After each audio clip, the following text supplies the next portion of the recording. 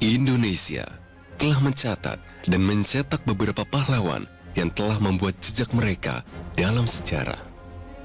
Seorang pria ditakdirkan untuk membuat tanda di laut lepas, dan seorang pria yang menempatkan tugas negara di atas segalanya.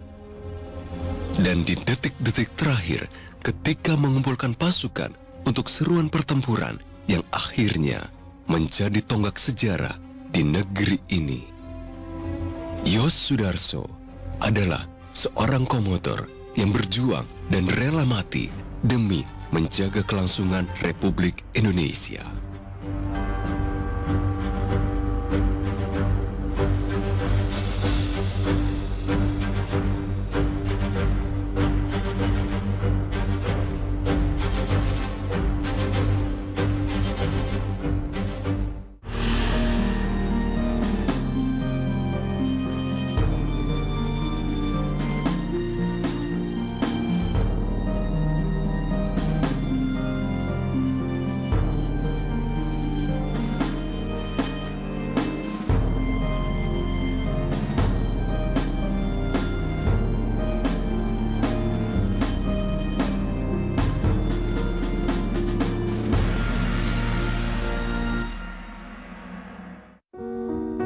Yosafat Sudarso atau Yos Sudarso lahir di Salatiga 24 November 1925.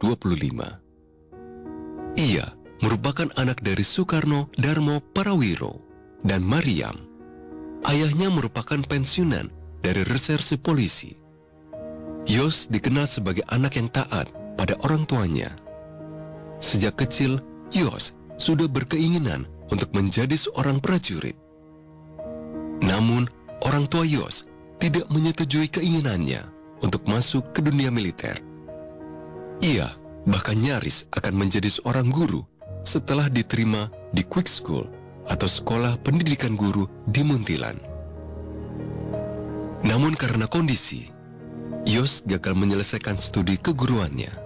Saat itu, 1942, Jepang tengah masuk dan berkuasa di Indonesia.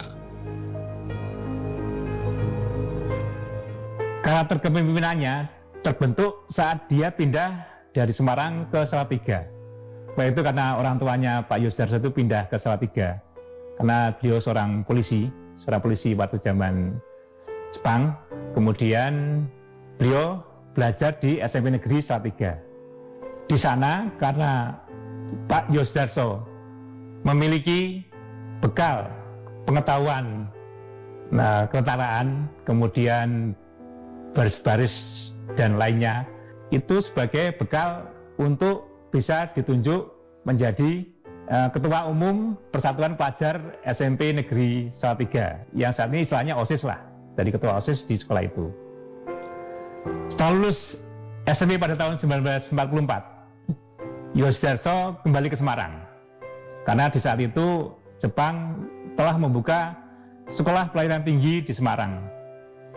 Jurusan yang dipilih oleh Yos Sudarso adalah jurusan DEK atau navigasi. Alasan memilih jurusan tersebut karena ia bercita-cita menjadi seorang kapten kapal. Di sekolah bentukan Jepang ini tidak hanya ilmu pelayaran yang diajarkan, namun juga dasar-dasar keangkatan lautan juga diberikan kepada para siswanya. Karena lulusan dari SPT ini nantinya akan ditempatkan di kapal-kapal untuk mendukung kepentingan Jepang dalam menghadapi Perang Pasifik. Makanya dapat diistilahkan bahwa SPT ini tidak hanya sekolah pelayaran biasa, tapi sekolah pelayaran yang sifatnya semi-militer. Ya. Keinginan menjadi seorang pelaut semakin besar. Setelah menyelesaikan pendidikan di SPT, Yos Sudarso melanjutkan pendidikan di latihan perwira kapal. Kapal itu sebagai persiapan, sebagai syarat yang diterapkan oleh Jepang agar bisa ditempatkan di kapal-kapal yang digunakan untuk mendukung Perang Pasifik. Setelah selesai menyelesaikan kursus latihan perwira kapal, Yos Sudarso ditempatkan di kapal Hyo Usamu Butai sebagai Mualim II. Itu kalau istilahnya di saat ini adalah sebagai perwira navigasi.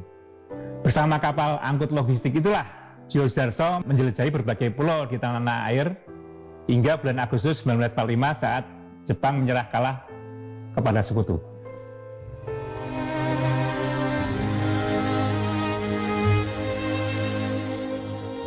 Nama Laksamana Muda Anumerta Yosudarso atau pada saat itu masih sebagai Komodor Yosudarso, tokoh ini sudah dikenal di lingkungan TNI Angkatan Laut dan masyarakat luas di Indonesia.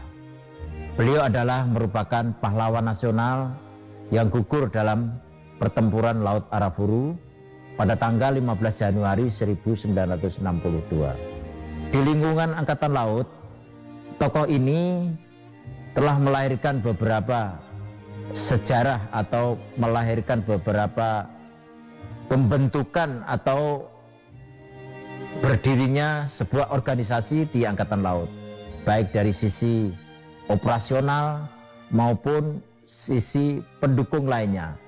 Beliau juga yang menggagas berdirinya organisasi satuan di lingkungan Angkatan Laut seperti contohnya Korps Wanita Angkatan Laut atau KOWAL, kemudian Dinas Sejarah Angkatan Laut atau Disjarahal pada saat itu, dan Dinas Penyelaman dan Penyelamatan Bawah Air atau disebut Dislambair.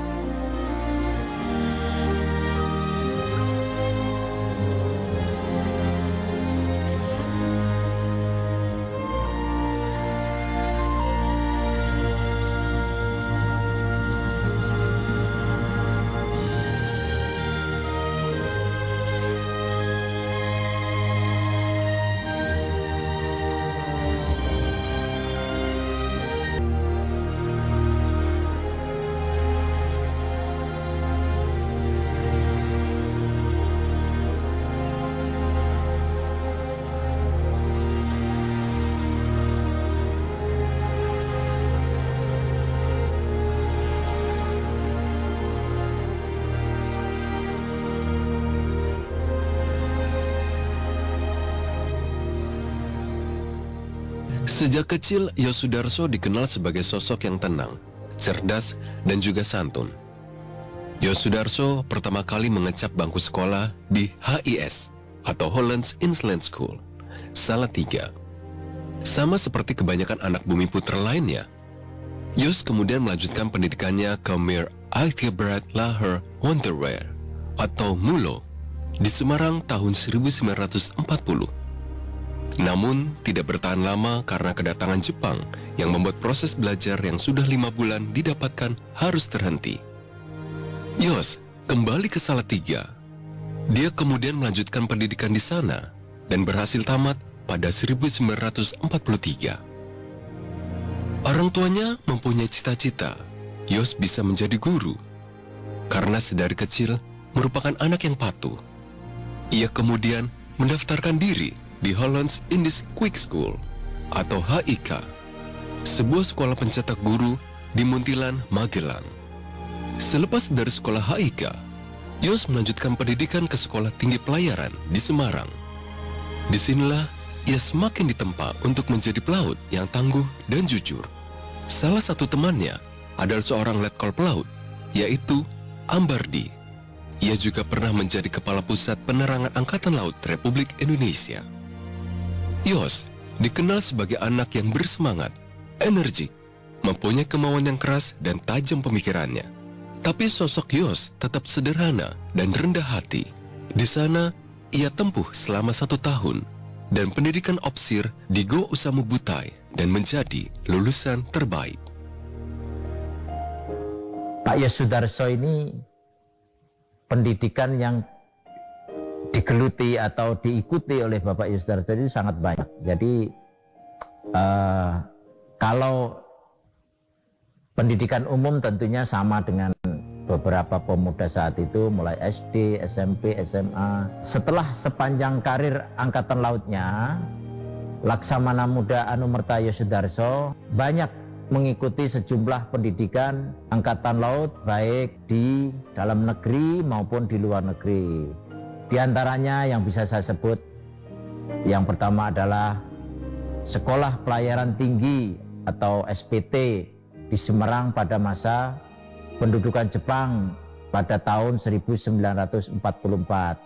Kemudian Sekolah Opsir di Kalibakung, Tegal, yang saat ini ada prasastinya di sana, monumennya juga masih ada, yaitu dilalui pada tahun 1946. Kemudian juga beliau pernah mengikuti Sekolah Special Operation di Sarangan, Karanganyar pada tahun 1947. Kemudian pendidikan Angkatan Laut yang di Pasiran tahun 1952. Kemudian ada juga kursus Onderzee Boot Bestijting atau peperangan anti kapal selam di Belanda pada tahun 1952.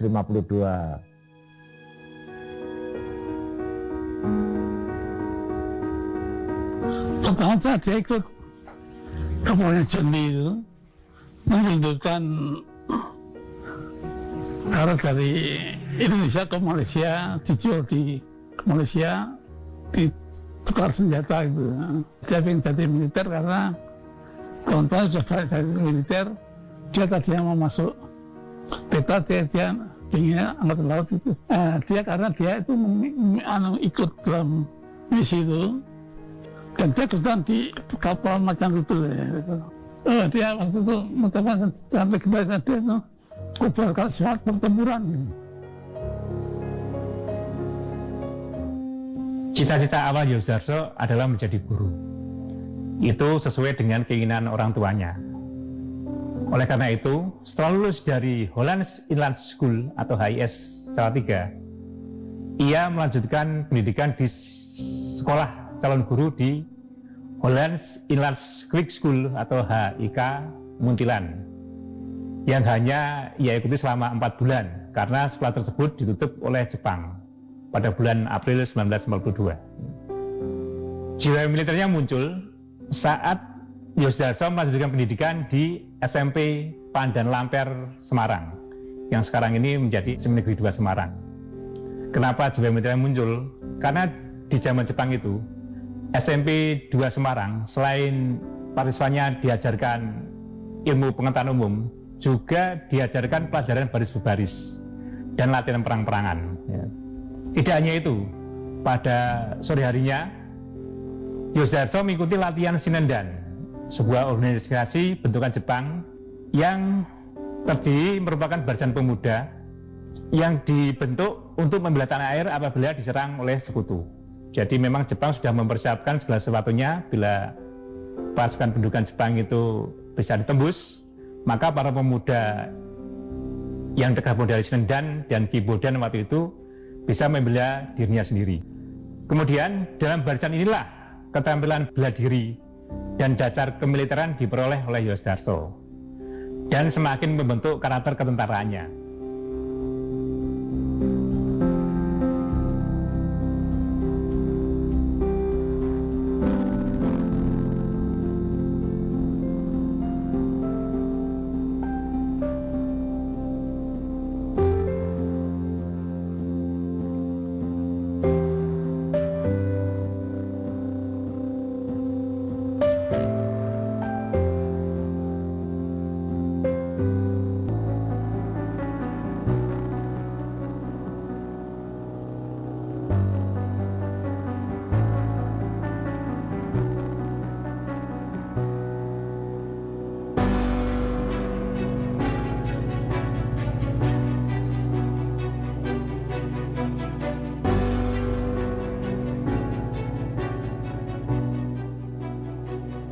Setelah proklamasi kemerdekaan, Yosudarso keluar dari pekerjaannya di kapal Jepang untuk mualim, bergabung ke dalam Badan Keamanan Rakyat atau BKR Laut, yang selanjutnya beralih nama menjadi Tingkatan Laut Republik Indonesia atau ALRI.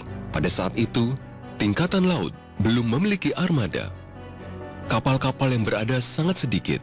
Sebagian di selang yang berada adalah kapal-kapal kayu peninggalan Jepang. Selama di BKR Laut, Yos Sudarso sering ikut dalam operasi-operasi militer untuk pemberontakan-pemberontakan yang terjadi di daerah-daerah pasca proklamasi kemerdekaan. Yos juga ikut dalam operasi lintas laut hingga Kepulauan Maluku. Sesudah pengakuan kedaulatan Republik Indonesia, Yos dinaikkan menjadi komandan kapal. Mula-mula di KRI Alu, KRI Gajah Mada, selanjutnya KRI Raja Wali, dan berakhir di KRI Patimura. Pada tahun 1958, Yos pernah menjabat untuk hakim pengadilan tentara, walaupun hanya bertambah kurang 4 bulan. Setahun berikutnya, 1959, terjadi pergolakan di dalam tubuh tingkatan laut. Sebagian anggota tidak menyetujui kebijaksanaan yang diambil oleh pemimpin tingkatan laut. Bersama Letnan Kolonel Ali Sadikin, Yos Sudarso mengusulkan supaya segera dilaksanakan penggantian pemimpin tingkatan laut. Pemerintah pun mempertimbangkan usulan mereka dan mengambil tindakan cepat. Salah satunya dengan mengangkat Kolonel R.E. Marta Dinata menjadi kepala staf.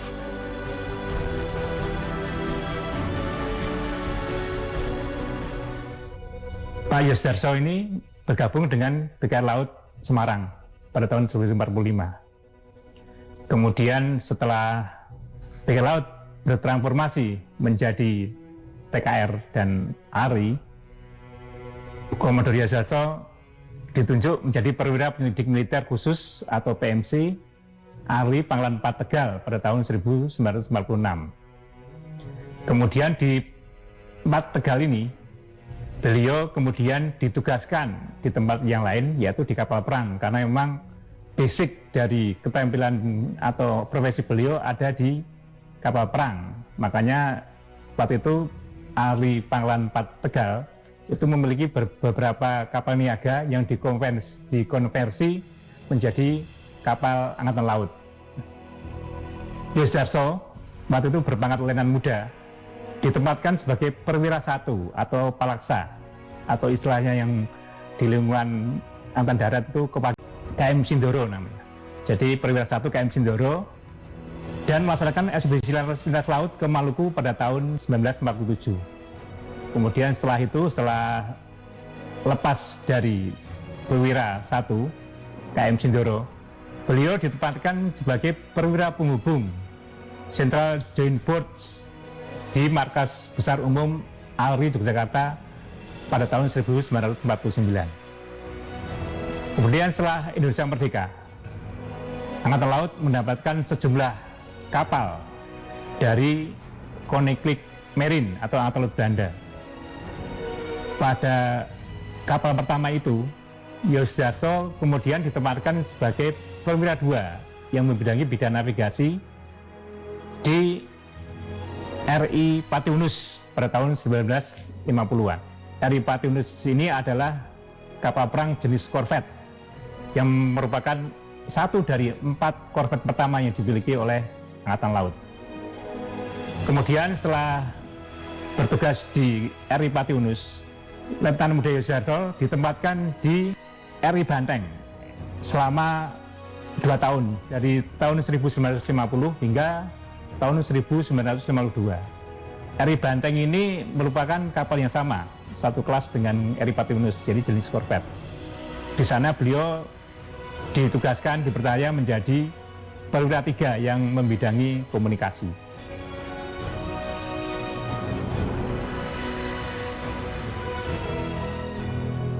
Pada tanggal 10 Oktober 1959, Yos Sudarso dinaikkan menjadi Deputi 1 atau Operasi. 4 hari selanjutnya, Yos naik pangkat menjadi Letnan Kolonel, dan kurang dari 3 bulan selanjutnya, Yos menjabat untuk Kolonel. Genap 16 bulan setelah itu, pangkatnya naik lagi menjadi Komodor, kini Admiral Pertama.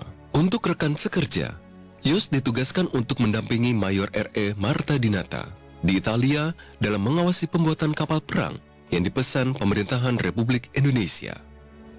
Pada tanggal 19 Desember 1961, di alun-alun utara Yogyakarta, Presiden Soekarno menyalakan gerakan Trikomando Rakyat yang bertambah dikenal dengan nama Trikora untuk upaya pembebasan Irian Barat atau Irian Jaya, sekarang Papua dan Papua Barat, dari tangan Belanda. Pada tanggal 2 Januari 1962, Presiden Soekarno membentuk Komando Mandala, pembebasan Irian Barat yang bermarkas di Makassar. Untuk Deputi Operasi Komando Staf Tingkatan Laut atau Kasal, Komodor Yos Sudarso memikul tugas yang berat dalam operasi militer intelijen guna mendapatkan informasi daya tentara Belanda di Irian Barat sebelum dilaksanakan penyerangan darat menduduki Irian Barat. Pada tanggal 9 Januari 1962, 4 kapal jenis MTB atau motor torpedo boat tipe Jaguar adalah KRI Macan Tutul, KRI Macan Kumbang, KRI Harimau, dan KRI Singabangun dari Pelabuhan Tanjung Priok untuk melaksanakan infiltrasi pasukan Angkatan Darat di Kaimana. Dalam perjalanannya, KRI Singa mengalami kerusakan sehingga tidak dapat meneruskan misi selanjutnya, digantikan oleh KRI Multatuli yang rencananya menanti di perairan Laut Arafuru.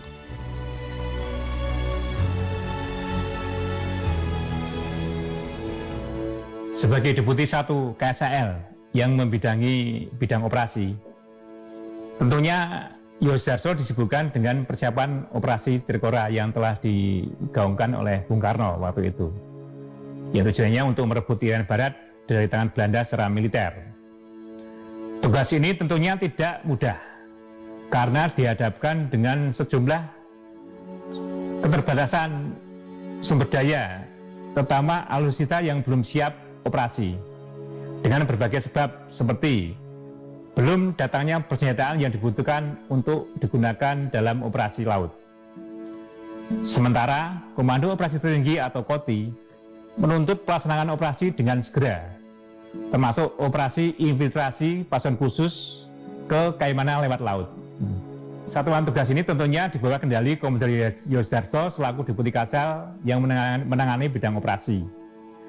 Oleh karena itu, beliau melakukan inspeksi langsung kesiapan operasi pendaratan di atas kapal RI Multatuli yang saat itu berada di perairan Pulau Ujir pada tanggal 14 Januari 1962. Karena memang sifat beliau, karakter beliau yang memang selama ini dekat dengan anak buah dan selalu memberikan motivasi kepada anak buahnya di setiap penugasan. Makanya beliau memutuskan ikut dalam operasi pendaratan untuk mengangkat moral dan semangat juang para prajuritnya, sekaligus membuktikan bahwa Angkatan Laut berani melaksanakan operasi sesuai perintah KOTI. Yos Sudarso selalu siap siaga dalam menjalankan tugasnya sebagai abdi negara. Jiwa patriot dalam dirinya selalu menggebu-gebu dalam menjalankan setiap misi demi membela keutuhan Republik Indonesia.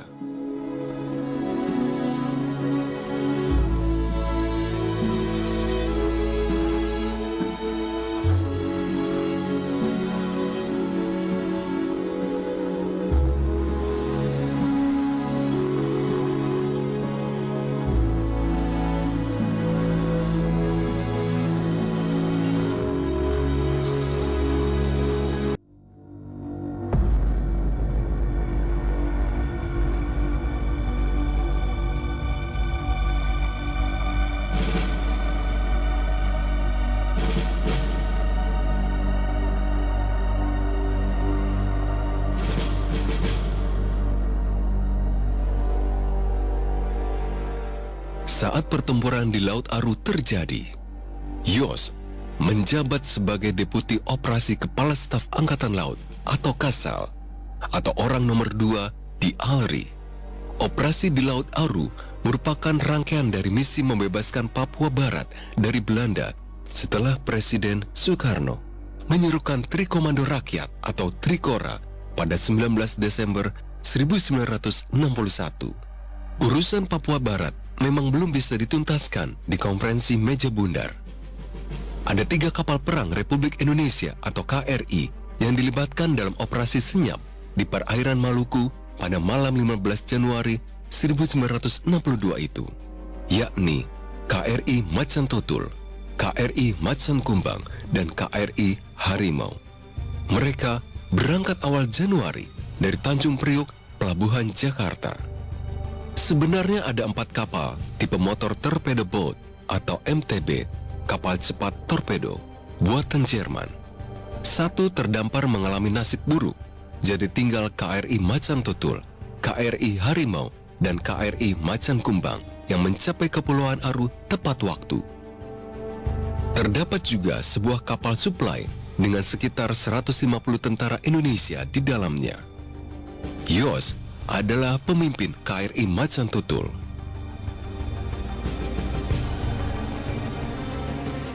Kemudian setelah menyelesaikan penugasan di RI Banteng, Letnan Yos Darso ditunjuk menjadi komandan kapal RI Alu-Alu pada tahun 1954. RI Alu-Alu ini merupakan jenis kapal pemburu kapal selam atau subcaser, yang kalau di istilah sekarang adalah kapal cepat. Ya, tapi waktu itu senjatanya berupa bom laut, jadi tidak punya torpedo. Jadi senjatanya meriam dan bom laut aja. RI Alu-Alu ini merupakan kapal hibah yang diberikan dari Belanda. Kemudian setelah menjadi komandan kapal tersebut, Yos Darso naik peringkat. Dia waktu itu pangkalan yang muda, kemudian menjadi letnan, kemudian dipromosikan menjadi kapten. Beliau dipercaya sebagai palaksa atau perwira 1 pada kapal terbesar di Angkatan Laut saat itu, yaitu RI Gajah Mada. RI Gajah Mada itu merupakan kapal perusak kelas Cegides yang dihibahkan oleh Angkatan Laut Belanda kepada Angkatan Laut Republik Indonesia pada tahun 1950. Kapten Yos Darso kemudian ditunjuk sebagai salah satu personil perwira untuk mengambil kapal Angkatan Laut yang saat itu sedang dipesan di Italia. Saat itu satgasnya diberi nama Kesatuan Angkatan Laut Italia atau Kalita yang dipimpin oleh Mayor Raden Edi Martadinata pada waktu itu.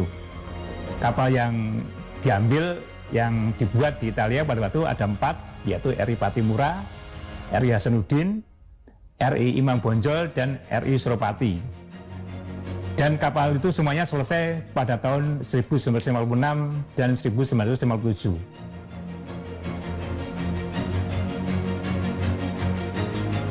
Pergerakan Yos dan 3 unit KRI yang beroperasi di Laut Aru itu ternyata tercium oleh armada perang Belanda.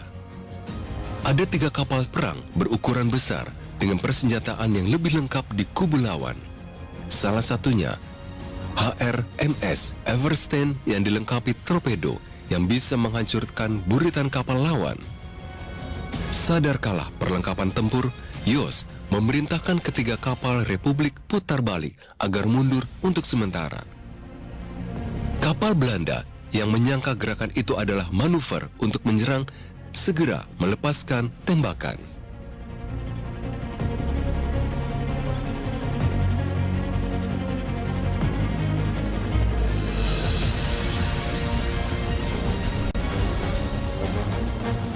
Kemudian Komando Yos Darso memilih on board di RI Macan Tutul yang dikomandani oleh Kapten Laut Wiratno yang merupakan kapten termuda, komandan kapal perang termuda di antara 3 kapal itu. Ya. Ternyata pada pelaksanaannya musuh yang berkekuatan 3 fregat dan sebuah pesawat udara sudah menghadang pergerakan 3 kapal jenis motor torpedo boot milik ARI itu. Ketiga kapal itu adalah RI Harimau, RI Macan Kumbang, dan RI Macan Tutul. Ketiganya segera berputar arah sesuai dengan rencana operasi. Sebab ini kan operasi infiltrasi sebenarnya. Jadi kalau invasi infiltrasi, kalau sudah ketahuan oleh musuh, mereka harus segera meninggalkan daerah operasi karena memang tidak diproyeksikan untuk bertempur. Tapi ternyata Belanda dengan kekuatan penuh mengejar ketiga manuver balik ketiga kapal itu. Dengan perhitungan itulah makanya RI Macan Tutul waktu itu Yos Sudarso, Komodo Yos Sudarso mengambil alih komando RI Macan Tutul untuk melakukan manuver sehingga konsentrasi musuh hanya tertuju pada satu kapal saja, yaitu RI Macan Tutul, dan memberikan peluang pada dua kapal yang lainnya untuk menjauh dari tembakan musuh. Dengan mengobarkan semangat pertempuran, Macan Tutul memberikan perlawanan menghadapi fregat Emerson dan kontainer yang dibantu oleh pesawat udara Neptune Angkatan Laut Belanda. RI Macan Tutul tenggelam dan Komodo Yos Sudarso gugur dalam peristiwa pertempuran laut itu.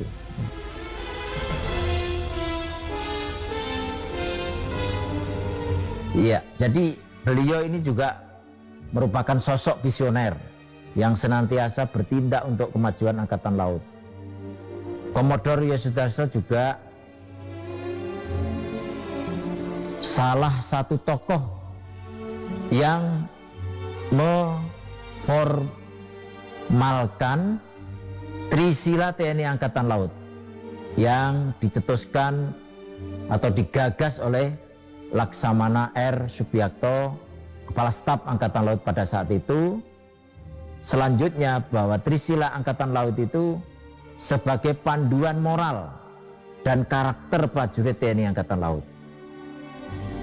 Kemudian juga beliau mempunyai sikap rela berkorban yang tinggi untuk kejayaan negaranya dan menyelamatkan yang lainnya.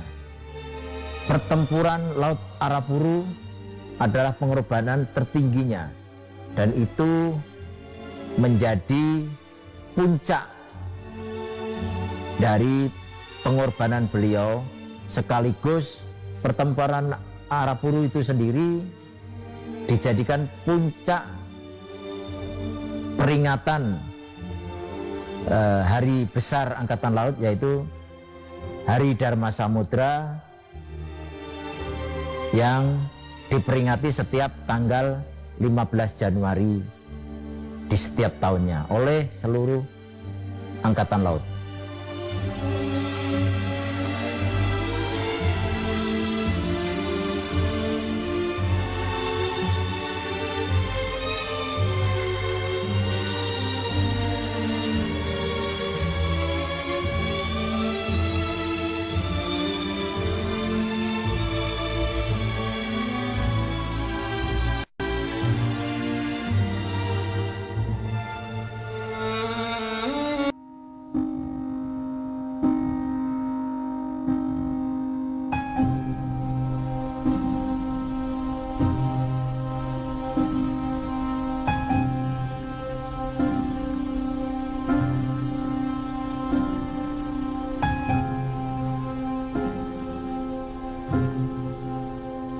Yos berpikir keras, harus ada kapal Republik yang selamat. KRI Macan Tutul yang dipimpinnya lantas pasang badan sebagai umpan, memberi peluang dua kapal Republik lainnya untuk menyelamatkan diri. KRI Macan Tutul kini harus berhadapan dengan kapal perang Belanda yang siap menembak. Tembakan pertama meleset.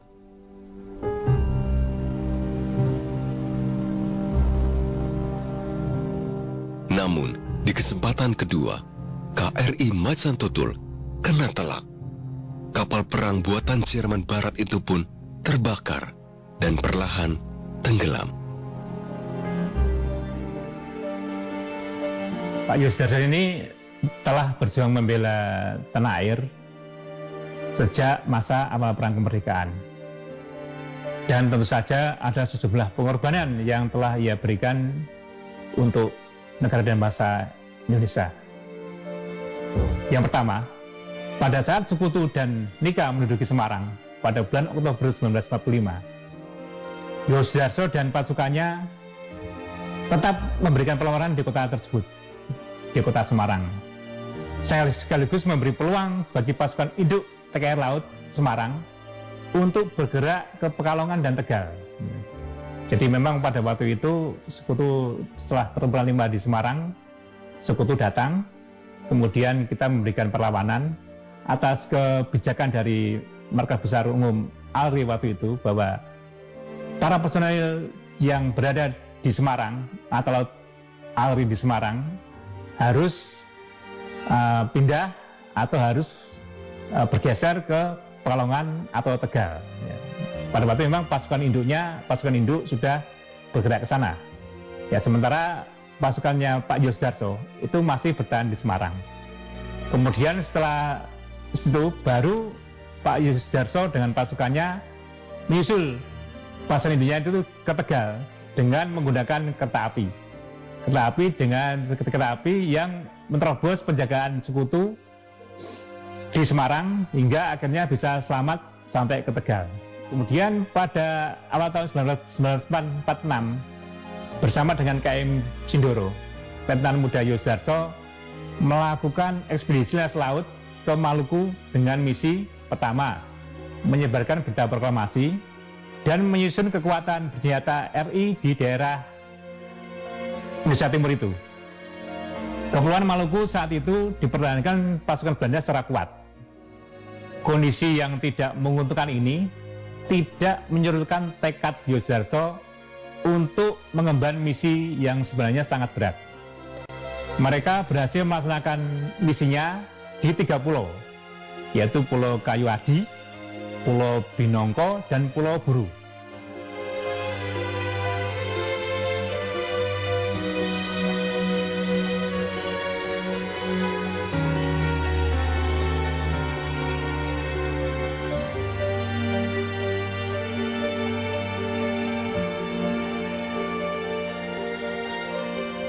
Seorang Klasi menyaksikan apa yang terjadi selanjutnya. Ia melihat Komodor Yos membalut luka di bagian kepala. Mendadak, tembakan dari jarak dekat meletus. Klasi tersebut jatuh tiarap. Ketika bangkit, tak dilihatnya lagi Komodor Yos. Rupanya dia mengalami luka berat. Tetapi masih sempat masuk ke ruangan peta. Di situ ada radio walkie-talkie. Dengan peralatan tersebut, Yos menyampaikan pesan terakhir. Kobarkan semangat pertempuran. Macan tutul tenggelam dalam pertempuran laut secara gentleman dan brave, kesatria, dan berani.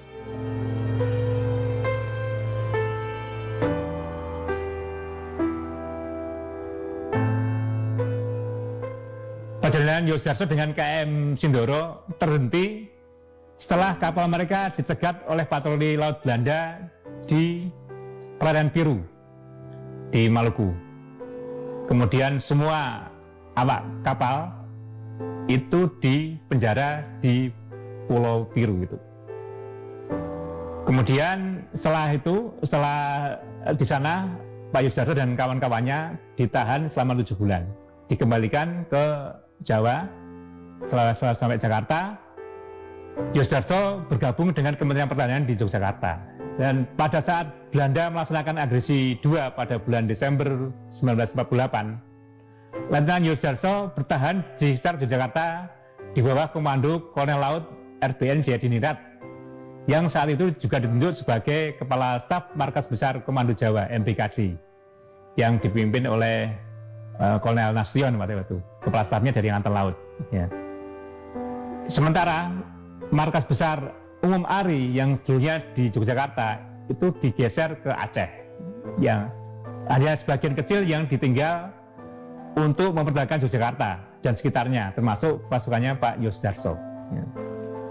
Kemudian setelah perang selesai, setelah perang kemerdekaan selesai, yaitu kita sudah memasuki dekade 1950-an, hidup Yosudarso didedikasikan pada penugasan operasi militer, memadamkan berbagai pemberontakan di tanah air, seperti menumpas RMS di Maluku, Republik Maluku di Maluku Selatan pada tahun 1950 dan 51, dan Permesta tahun 1957 hingga 1958. Kemudian pengorbanan yang tertinggi untuk Ibu Pertiwi adalah pada pertempuran Laut Arafuru 15 Januari 1962. Komodor Yosudarso gugur dalam peristiwa tersebut.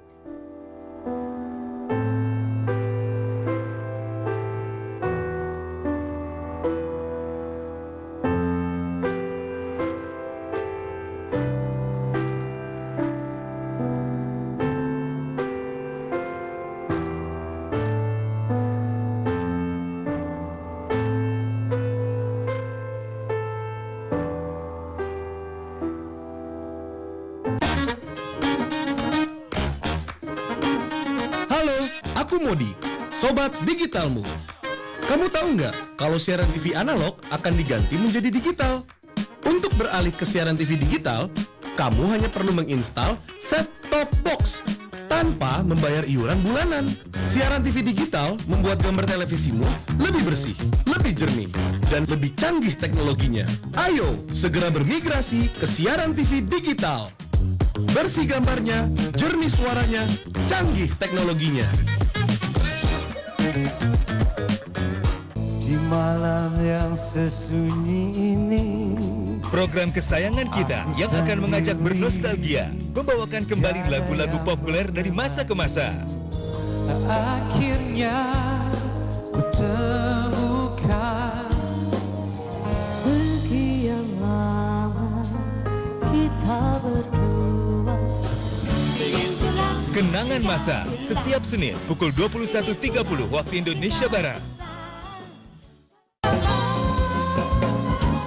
Genre musik ini dianggap tidak mudah dan digemari kalangan tertentu.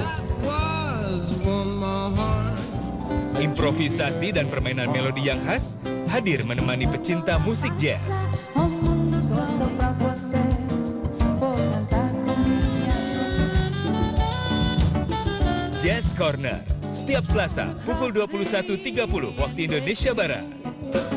I would dance.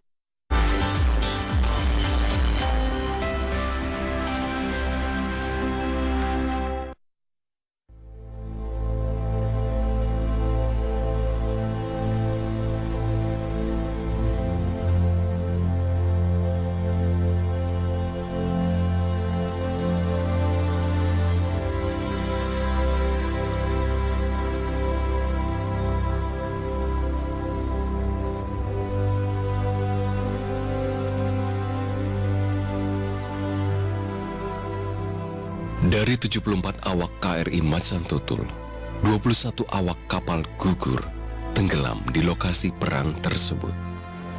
Termasuk Komodor Yosudarso, Kapten Wiratno, Kapten Kapal RI Macan Tutul, Kapten Mehmet Sastra Wirya, Ajudan Komodor Yosudarso, dan Kapten Ciptadi.